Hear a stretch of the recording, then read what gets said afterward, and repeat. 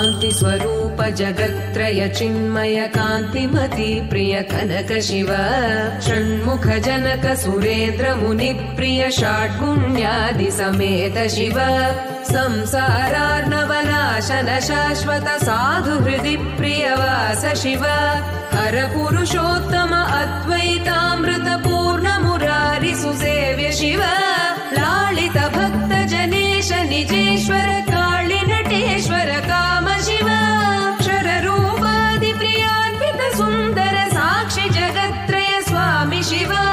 साम्ब सदा शिव साम्ब सदा शिव साम्ब सदा शिव साम्ब शिव साम्ब सदा शिव साम्ब सदा शिव साम्ब सदा शिव साम्ब शिव शान्ति स्वरूप जगत्त्रय चिन्मय कान्तिमती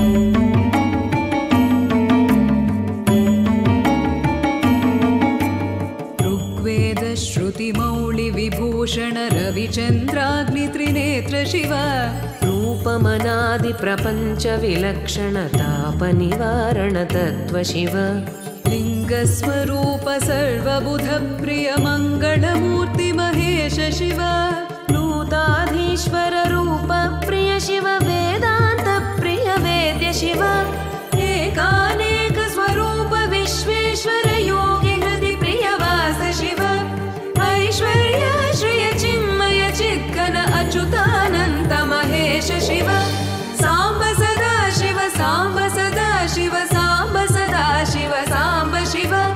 साम्ब सदा शिव साम्ब सदा शिव साम्ब सदा शिव साम्ब शिव